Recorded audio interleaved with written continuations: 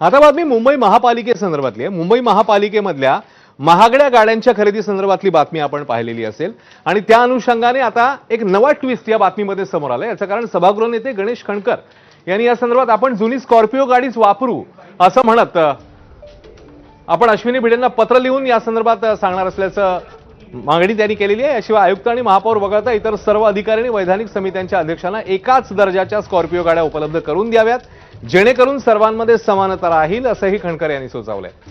पाठदुखीचं कारण देत स्कॉर्पिओला आउट करून महागड्या इनोव्हा क्रिस्टाच्या खरेदीचा घाट घातल्यानं विरोधकांनी सत्ताधाऱ्यांना फैलावर घेतलं होतं। त्यामुळे विरोधकांनी राजकारण केल्यानं गाड्यांवर होणारी उधळपट्टी थांबली आहे का असा प्रश्न आता उपस्थित होतोय। कुठेही लिखित स्वरूपात आम्हाला हीच गाडी मिळाली पाहिजे की हे करा, मी असं कधीही कोणाला सांगितलेलं नाही ना मी कोणाला पत्र दिलं होतं। आम्हाला ज्या गाड्या दिल्या जातात याचा कुठेही खरेदीशी काही संबंध नाही। कॉन्ट्रॅक्टवरती गाड्या दिल्या जातात आणि ज्या जानेवारीमध्ये घेतल्या होत्या त्याच त्यांनी आम्हाला दिल्या।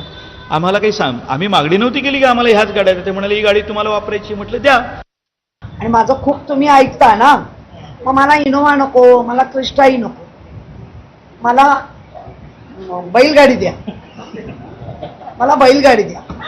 मी बैलगाडीतून प्रवास, 54 गाड्या आल्या, 12 आपल्याला आल्या, 12 मधल्या माझ्यापासून खाली म्हणजे उपमहापौरांपासून आणि उर्वरित गाड्या अधिकाऱ्यांना। मग अधिकाऱ्यांना कळलं आहे काय की आता मुंबई पोलीस पण ह्याच गाड्या वापरताय। आली का तक्रार, मुंबई पोलिसांची आली का तक्रार, त्यामुळे ज्याची तक्रार त्याला बदलून द्या। आणि आज बातमीसोबत एक छोटासा ब्रेक घेणार आहोत, मात्र ब्रेक नंतर कोणत्या महत्त्वाच्या घडामोडी आहेत दीपालीकडनं जाणून घेऊया। अश्विन, अनेक ठिकाणी जोरदार पाऊस आहे, त्यामुळे अनेक दुर्घटना घडल्यात, काही ठिकाणी काही जणांना जीवही गमवावा लागलाय। नेमकं काय घडलंय, कुठे कुठे आपण ब्रेक नंतर पाहणार आहोत। तेव्हा पावसासंदर्भातली बातमी आणि त्यासोबतच नेमक्या दुर्घटना कोणत्या घडलेल्या आहेत हेही आपल्याला बघायचंय। एक छोटासा ब्रेक, लगेच परत येतोय। पात्र आहे बीपी माझं।